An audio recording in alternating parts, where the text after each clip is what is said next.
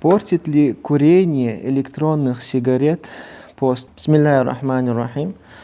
Электронные сигареты приравниваются к обычным табачным сигаретам, и они портят пост.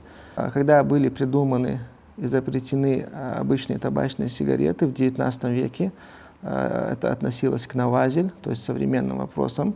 И один из ученых шафиитов, муфти Абдуррахман аль-Машур, в своей книге «Буятуль мустаршидин» говорит: «Ма фихи айнун караихати тутуни яни тинбак».